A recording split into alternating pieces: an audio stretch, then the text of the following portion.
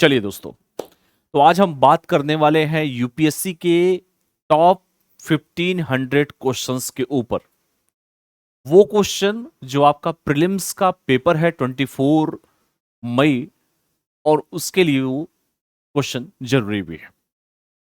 कई सारे miscellaneous question जैसे हिस्ट्री हुआ, पॉलिटी हुआ, करंट अफेयर हुआ, ज्योग्राफी हुआ, इन्वायरमेंट एंड इकोलॉजी हुआ।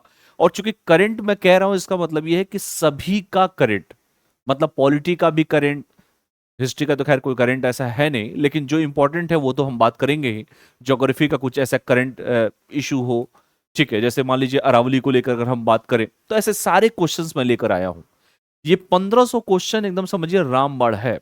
तो जिन अभ्यर्थियों को यूपीएससी का पेपर देना हो, वो इस सीरीज को जरूर देखें। मैं मेरी पूरी कोशिश रहेगी कि पूरा का पूरा कंप्लीट कराऊं। 1500 क्वेश्चन हिस्ट्री का, 1500 मिसलेनियस, 1500 पॉलिटी, सब क्वेश्चन मैं कराने वाला हूं। तो बने रहिए मेरे साथ। देखिए, ये कोई वनडे एग्जाम का क्वेश्चन तो है नहीं कि मैं आपसे कह दूं कि नहीं नहीं जो है आपसे की जो है वनडे एग्जाम का क्वेश्चन टाइप का करना है।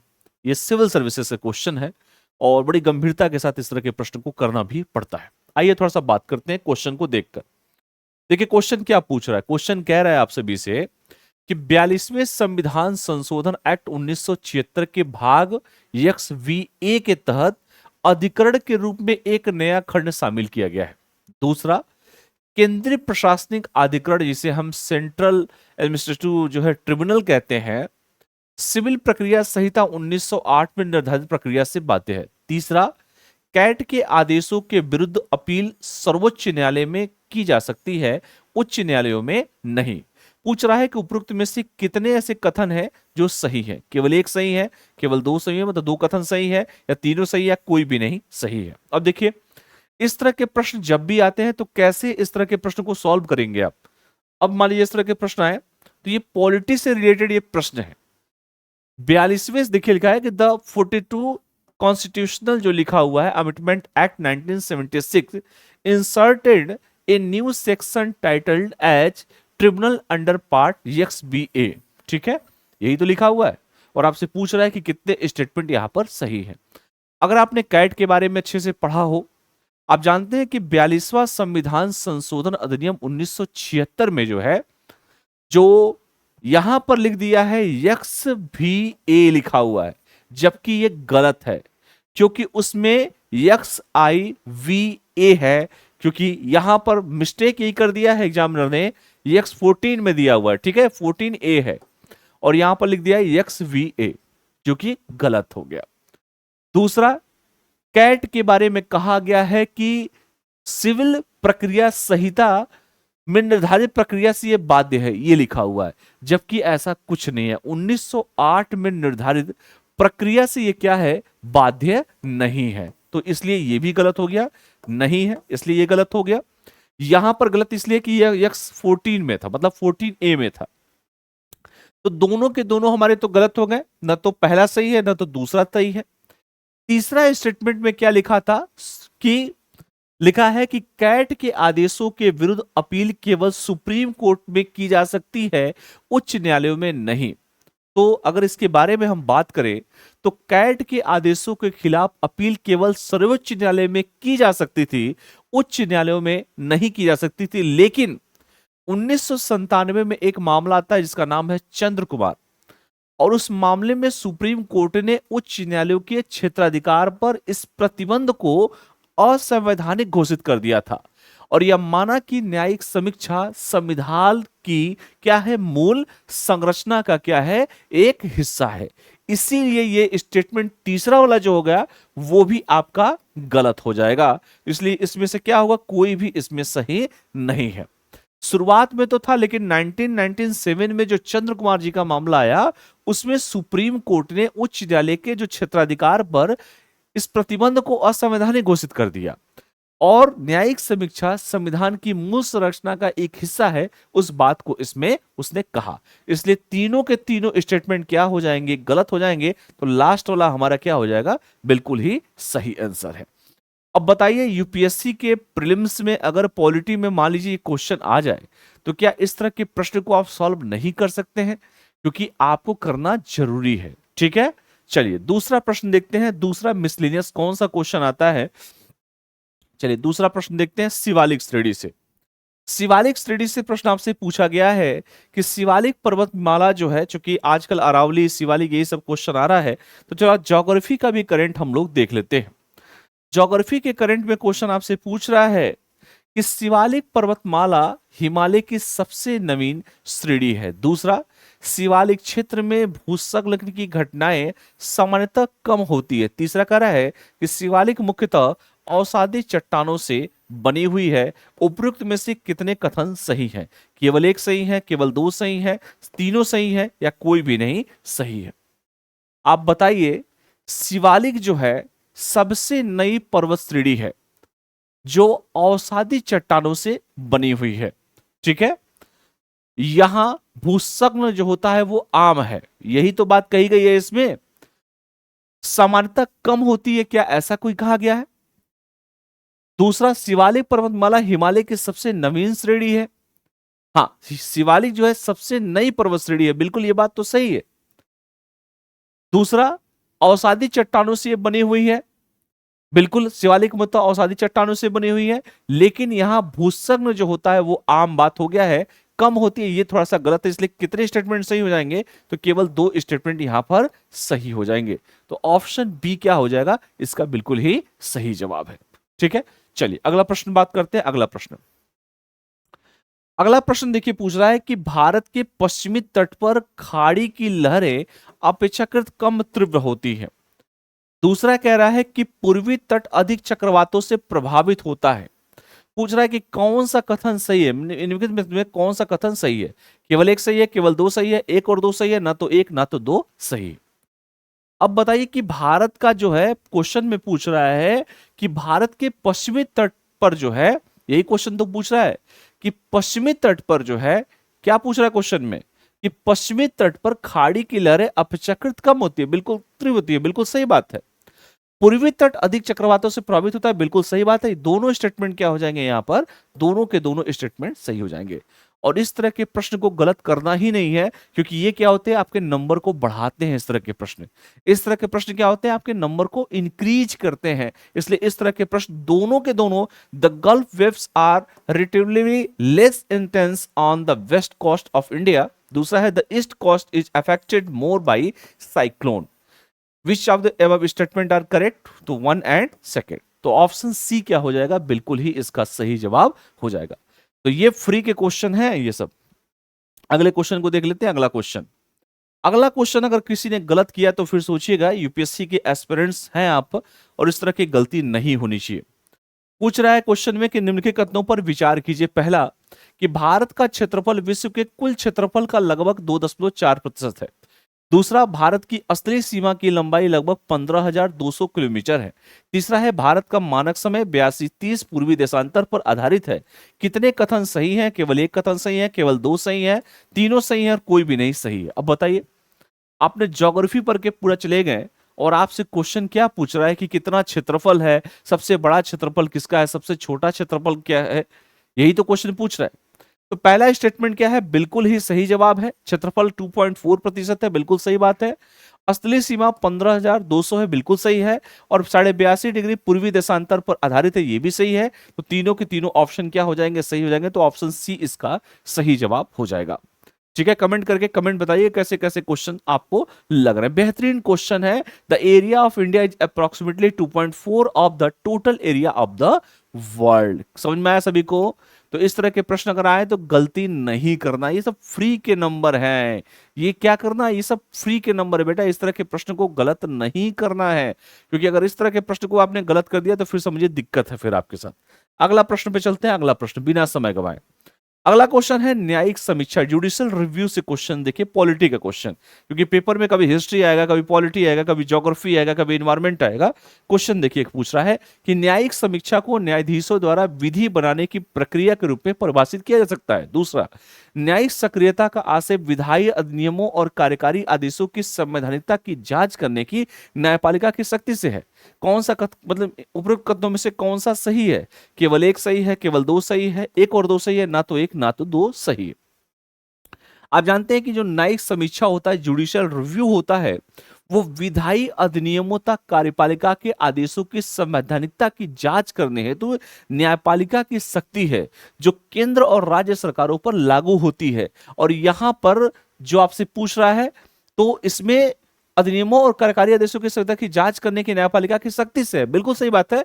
लेकिन न्यायिक समीक्षा विधायी अधिनियमों तथा कार्यपालिका के आदेशों को संवैधानिकता की जांच करने हेतु न्यायपालिका की क्या है, शक्ति है जो केंद्र और राज्य दोनों पर क्या होती है, लागू होती है। तो क्या होगा इसका सही जवाब, कमेंट करके सब लोग मुझे बताइए इसका सही जवाब क्या होगा।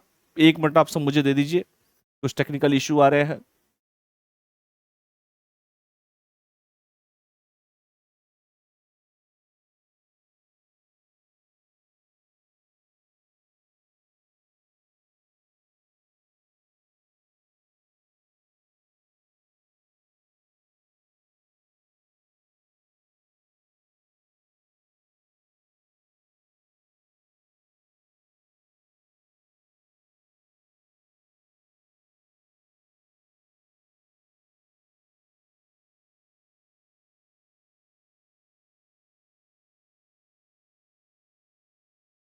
एक मिनट आप सभी रुक जाइए स्टूडेंट।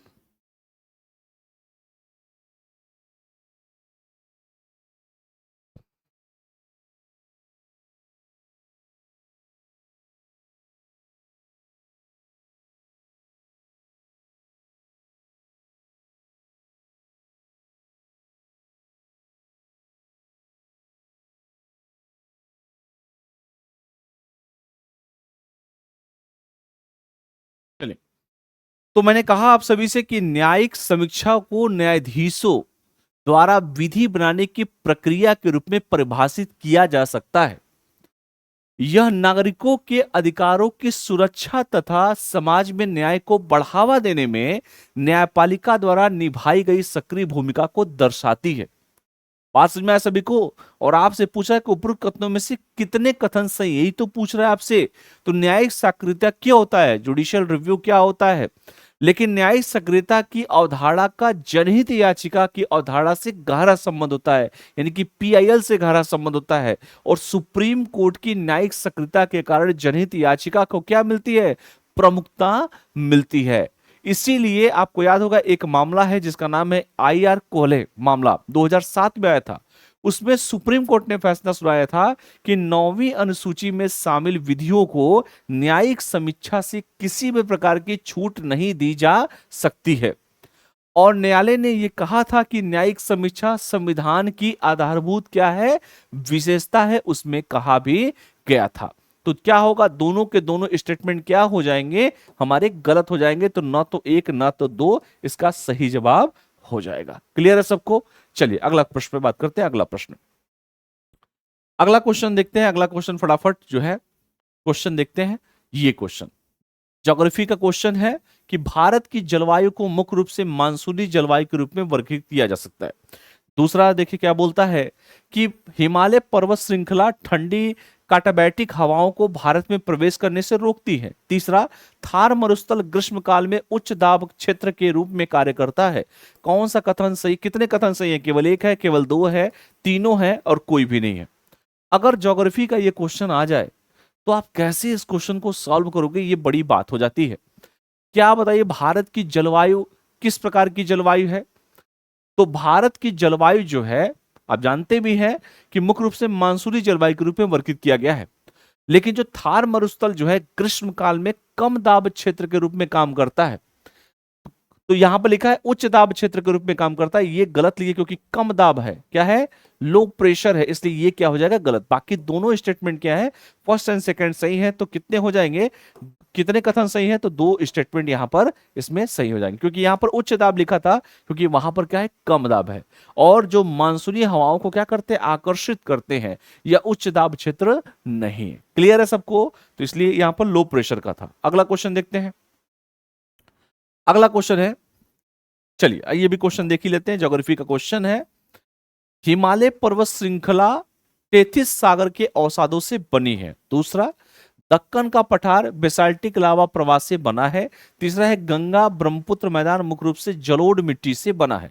कितने कथन सही हैं? 1 और 2 सही है, 1 और 3 सही है, 2 और 3 सही है और 1 2 3 सही है। अब बताइए, ये क्वेश्चन आपसे पूछ रहा है कि हिमालय पर्वत श्रृंखला से क्वेश्चन आपसे पूछ रहा है कि आप बताइए कि हिमालय जो पर्वत श्रृंखला है वो कौन सा इसमें सही है। तो एक बात बताओ, जो हमारे हिमालय पर्वत श्रृंखला 33 सागर के क्या अवसादों से बनी है क्या? बिल्कुल सही बात है, 33 सागर के अवसादों से बनी है। दक्कन का पठार बेसाल्टिक लावा प्रवाह से बना है क्या? बिल्कुल सही बात है। गंगा ब्रह्मपुत्र मैदान मुख्य रूप से जलोढ़ मिट्टी से बना है, बिल्कुल ये भी सही बात है। तो क्या हो जाएगा, तीनों के तीनों स्टेटमेंट सही हो जाएंगे। तो ऑप्शन डी क्या हो जाएगा, इसका सही जवाब हो जाएगा। मैं पूरा डिटेल नहीं जा रहा हूं, बस मैं क्वेश्चन करने का तरीका आपको बता रहा हूं, क्योंकि अब लास्ट का समय चल रहा है। क्योंकि अभी जितना आप लोगों ने तैयारी किया उसी में से क्वेश्चन आपसे पूछे जाएंगे, ये आपको भी अच्छे से पता है, इसीलिए पूरा समय इसके लिए नहीं दे पा रहा हूं। अगला क्वेश्चन देखते हैं। अगला क्वेश्चन बिना समय गंवाए ये क्वेश्चन देख लेते हैं। चलिए, इसका तो आंसर भी आपने देख लिया। पश्चिमी विक्षोभ भूमध्य सागरीय क्षेत्र से उत्पन्न होता है और उत्तर पश्चिमी भारत में सर्दियों में वर्षा लाता है, बिल्कुल सही बात है। दक्षिणी पश्चिमी मानसून की वापसी अक्टूबर नवंबर में होती है, जिससे तमिलनाडु में उत्तर पूर्व मानसून से वर्षा होती है, बिल्कुल सही बात है। कौन सा कथन सही है? तो दोनों के दोनों स्टेटमेंट यहां पर क्या हो जाएंगे, सही हो जाएंगे। कमेंट करके मुझे बताइएगा कि तमिलनाडु में अभी राज्यों में चुनाव हुए हैं, कौन सी पार्टी जो है सबसे ज्यादा मैंडेट लेकर आई है तमिलनाडु में? उस व्यक्ति का नाम क्या है? वो एक फिल्म स्टार है और वो फिल्म स्टार किसी से कम नहीं है, विजय जी। कमेंट करके बताइएगा कि उनकी पार्टी का नाम क्या है। अगला क्वेश्चन है कि ये ज्योग्राफी का क्वेश्चन है कि बंगाल की खाड़ी में चक्रवातों की आवृत्ति अरब सागर की तुलना में अधिक है। भारत का अनन्य आर्थिक क्षेत्र 200 समुद्री मील का विस्तृत है। पाक जन्मस्थल भारत और मालदीव को अलग करता है। उपरोक्त में से कौन सा कथन सही है? 1 और 2 सही है, 1 और 3 सही है, 2 और 3 सही है, 1 2 3 सही है। अब बताइए, बंगाल की खाड़ी से प्रश्न आपसे पूछ रहा है कि चक्रवातों की जो आवृत्ति होती है वो कैसी होती है। क्या इस तरह के प्रश्न आप लोगों ने किया है कि नहीं किया है? नहीं किया है तो आज कर लीजिए, क्योंकि जरूरी भी है। आप जानते हैं कि पाक जो जल मरुस्थल होता है भारत और मालदीव को अलग नहीं करता है भाई, भारत और श्रीलंका को करता है। किसको करता है? भारत और श्रीलंका को करता है। तो एक बात बताए, अगर किसी को ये पता होता तो ये बताइए, ये तो तुरंत कट जाएगा। 3 नंबर तो वैसे ही कट जाएंगे आपके। तो 3 नंबर जब कट जाएगा तो बचेगा कौन सा? जब 3 नंबर कट जाएगा तो कौन सा बचेगा? तो 3 नंबर कट जाएगा तो आपका सिर्फ क्या होगा, 3 काट दीजिए। तो देखिए, इसमें भी 3 है, इसमें भी 3 है, इसमें भी 3 है, तो बचा कौन सा आंसर? 1 और 2 इसका सही जवाब हो जाएगा। एकदम बेसिक क्वेश्चन था, ऐसा कुछ नहीं था जो आप ना कर सके। अगला क्वेश्चन देख लेते हैं। अगला क्वेश्चन है कि भारत में मानसून की अवधि जो होती है, वो लिख रहा है कि जो मानसून की अवधि जून से लेकर सितंबर तक होती है। चलिए भाई देखते हैं। दूसरा कह रहा है कि पश्चिमी घाट दक्षिणी पश्चिमी मानसून को रोककर भारी वर्षा का कारण बनता है। भारत में उष्णकटिबंधीय सवाना जलवायु छत्तीसगढ़ में पाई जाती है। कितने कथन सही है? मैंने कौन से कथन सही है? 1 और 2 सही है, 1 और 3 सही है, 2 और 3 सही है और 1 2 3 सही। अब बताइए, ये क्वेश्चन पूछा हुआ है कि मानसून की जो अवधि होती है क्या जून से सितंबर तक होती है क्या? अगर आपने पढ़ा होगा तो इस प्रश्न को बड़े आराम तरीके से इस प्रश्न को आप कर सकते हैं, क्योंकि आप जानते हैं इस प्रश्न में कि मानसून की अवधि जून से सितंबर तक होती है। बिल्कुल मानसून, बिल्कुल सही बात है। पश्चिमी घाट दक्षिणी पश्चिमी मानसून को रोककर भारी वर्षा का कारण बनता है। ठीक है, चलिए बिल्कुल ये भी सही बात है। लेकिन भारत में उष्णकटिबंधीय सवाना जलवायु छत्तीसगढ़ में पाई जाती है, गलत है। क्यों? क्योंकि उष्णकटिबंधीय सवाना जलवायु भारत के कई हिस्सों जैसे मध्य प्रदेश, छत्तीसगढ़, उड़ीसा में पाई जाती है, न केवल छत्तीसगढ़ में पाई जाती है। बात समझ में आया ना?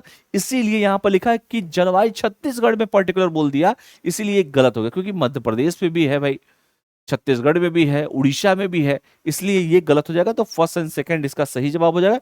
तो ऑप्शन ए इसका सही जवाब हो जाएगा। Is that clear? चलिए अगले प्रश्न पे चलते हैं। अगला प्रश्न देख लेते हैं। अगला प्रश्न देखिए, भारत में राष्ट्रपति शासन से प्रश्न पूछ रहा है कि भारत में राष्ट्रपति शासन से संबंधित क्वेश्चन का पूछ रहा है। चलिए, तो राष्ट्रपति शासन देखिए, आपने पढ़ा होगा 352, 356, 360 खूब पढ़ा है आप लोगों ने।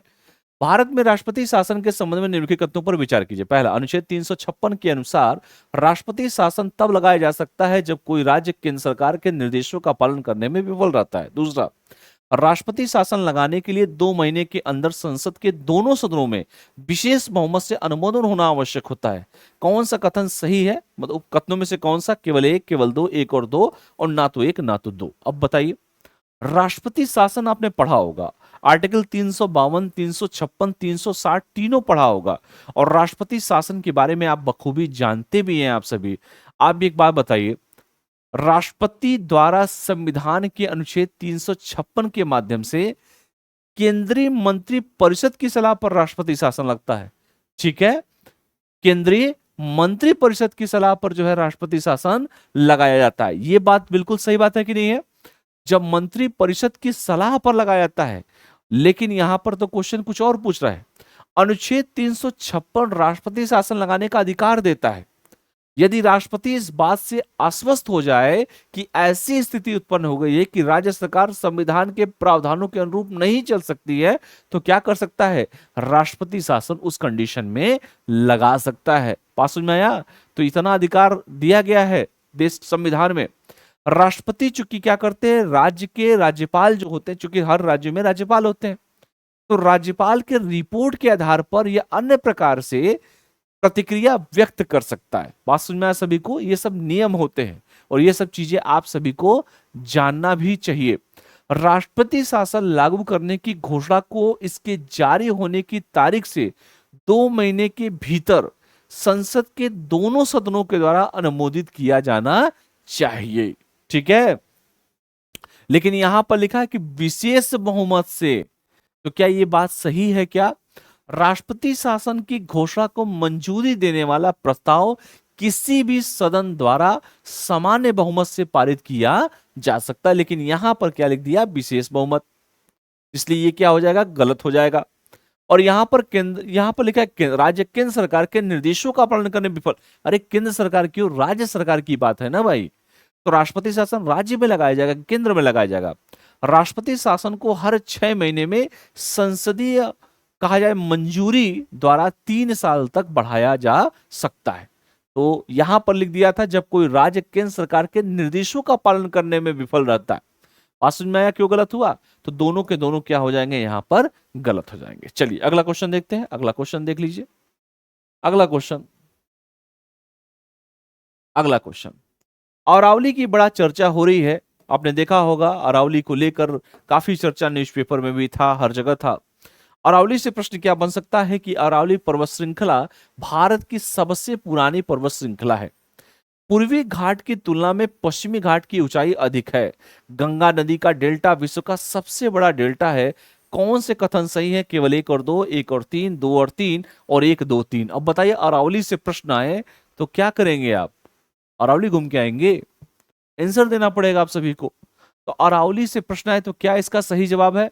तो इसका जो सही जवाब है, चूंकि आप जानते हैं कि गंगा ब्रह्मपुत्र डेल्टा विश्व का सबसे बड़ा डेल्टा है। ये बात तो बिल्कुल, चूंकि गंगा नदी का डेल्टा विश्व का सबसे बड़ा डेल्टा है, लेकिन इसका अधिकांश भाग क्या है? बांग्लादेश में है। और यह कथन तकनीकी रूप से सही है, लेकिन भारत के संदर्भ में क्या है?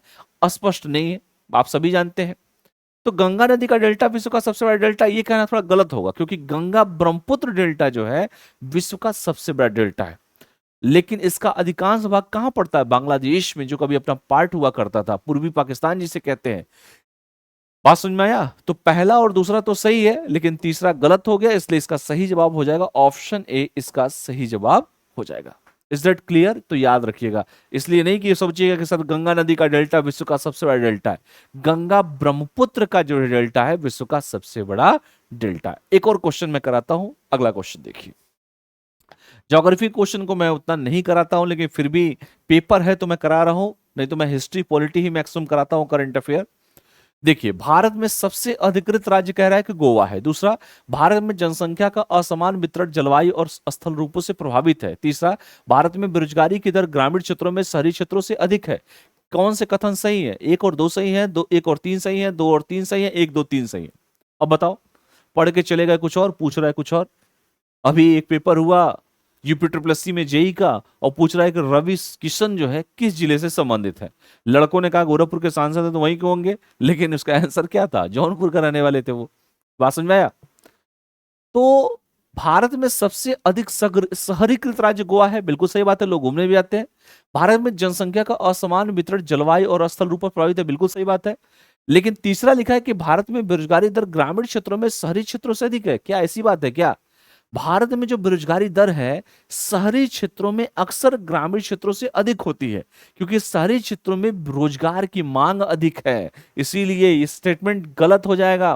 तो सही कौन से होंगे, 1 और 2 इसका सही जवाब हो जाएगा। बात समझ में आया ना? क्योंकि शहरी क्षेत्रों में अक्सर ग्रामीण क्षेत्रों से अधिक होती है बेरोजगारी, और शहरी क्षेत्रों में रोजगार की मांग अधिक होती है।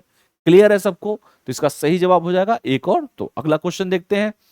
अगला क्वेश्चन देखिए, पूछ रहा है उमलिंग ला दर्रा निम्नलिखित में से किस क्षेत्र को जोड़ता है? बताओ, दर्रा से प्रश्न आ जाए तो क्या करेंगे आप सभी? देखिए, ये जितने भी प्रश्न करा रहा हूं, आपका टेट दीजिए, सुपर टेट दीजिए, किसी में दीजिएगा, स्पीति घाटी, पर्वतीय घाटी, लद्दाख में चिसमुले और डेमचोक, लेह लाहौली, कश्मीरी घाटी और पीर पंचाल रेंज, सब में यार ये क्वेश्चन मिलेंगे आप सभी को।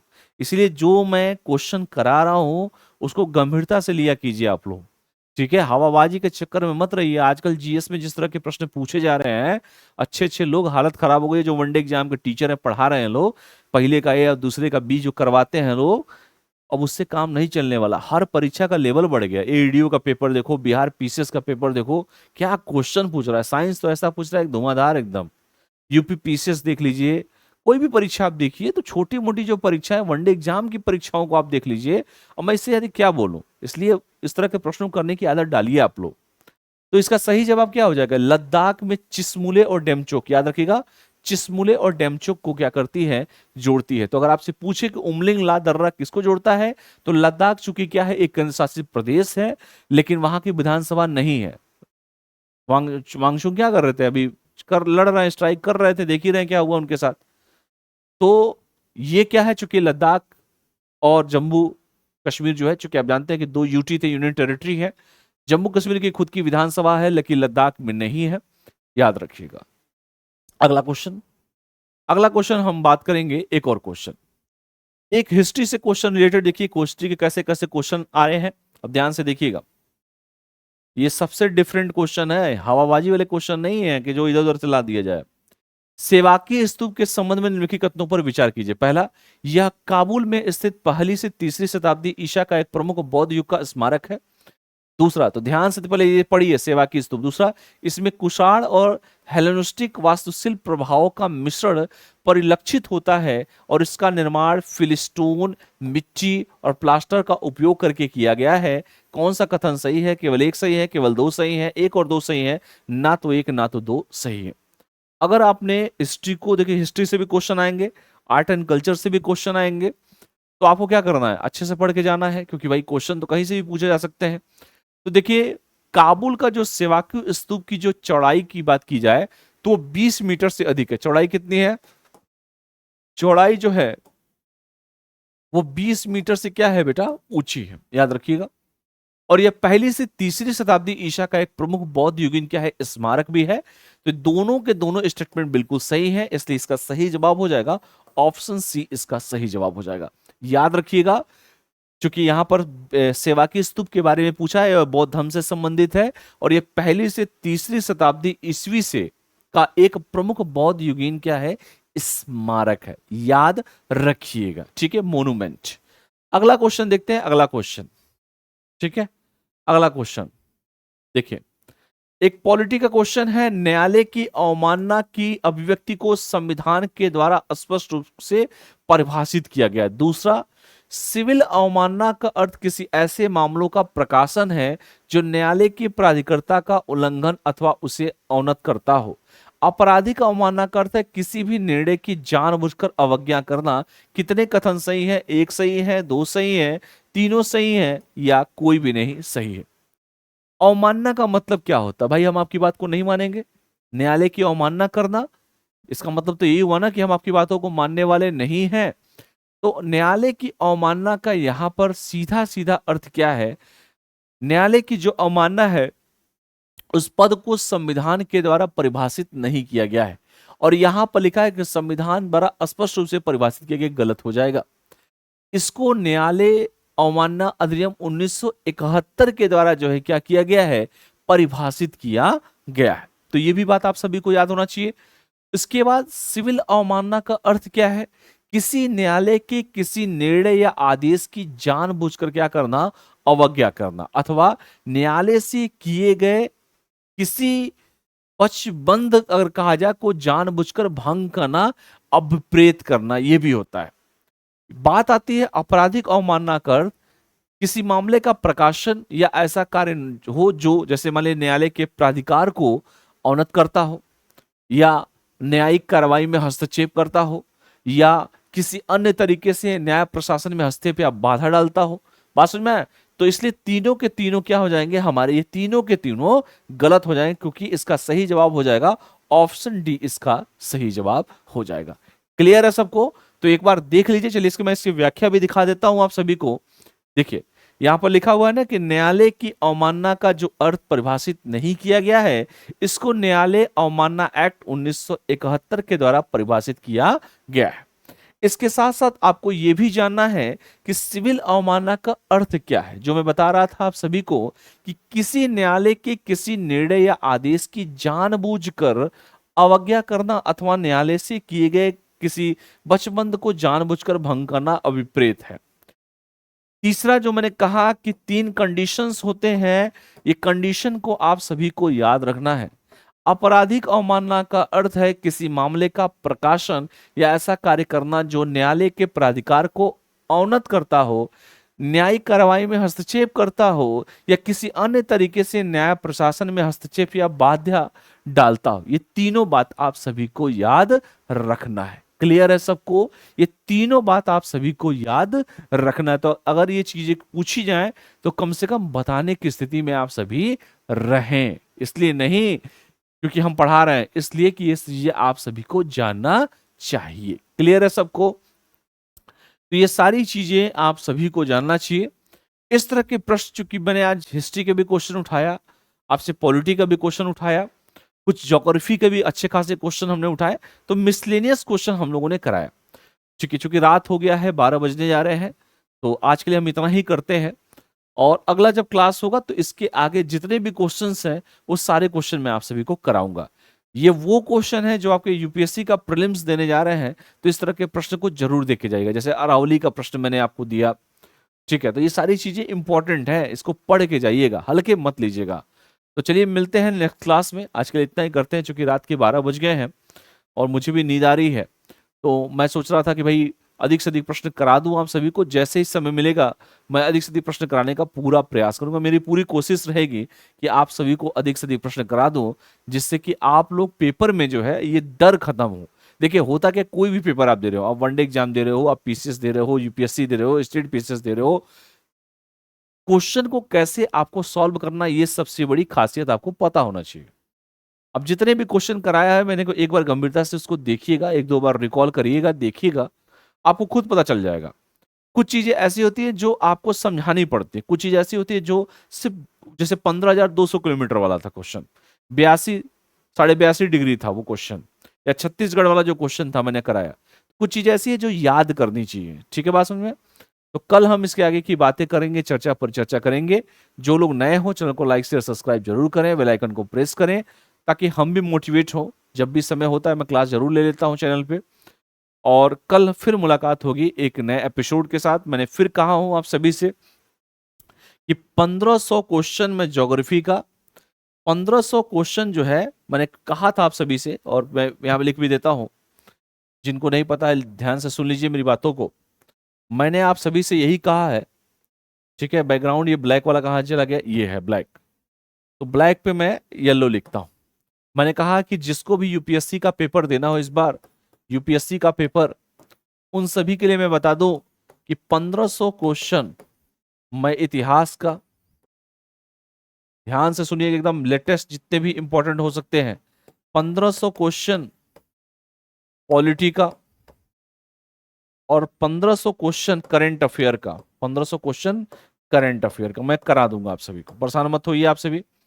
आपको करना क्या है, आपको लगातार मैं इतिहास, पॉलिटी और करंट अफेयर, देखिए इतिहास से आप भी जानते हो कि जो क्वेश्चन का रेंज होता है इतिहास का, वो 15 से 20 क्वेश्चन का रेंज होता है। पॉलिटी के बारे में आप सभी जानते भी हैं कि पॉलिटी से भी 15 क्वेश्चन के आसपास पूछता है। करंट अफेयर आप देखते हैं सबका करंट, मतलब पॉलिटी का भी करंट, ज्योग्राफी का भी करंट, साइंस का भी, साइंस टेक का भी करंट, मैं सबकी करंट की बात कर रहा हूँ। तो इससे भी जो है 15 से 20 क्वेश्चन हो जाता है। तीनों सेशन को हम लोग पकड़ के चलेंगे, हम लोग, हमारा पूरा प्रयास रहेगा कि अधिक से अधिक क्वेश्चन को मैं सॉल्व करूं। उसके बाद सीसेट पे भी कुछ अच्छे साथ काम किया जाएगा। तो बने रहिए लक्ष्य 360 के साथ। अगले वीडियो में जो है और आगे इसकी रणनीति पर, उसके चर्चा, परिचर्चा, सब पे हम बात करेंगे। क्योंकि यार रात के 12 बज गए हैं और मैं नहीं चाहता कि आप लोग को डिस्टर्ब करूं। आज के लिए हम लोग इतना ही करते हैं, कल फिर मुलाकात होगी तो इसके आगे हम लोग चर्चा परिचर्चा करेंगे। ठीक है, चलिए बहुत बहुत धन्यवाद। Thank you all of you, thank you so much.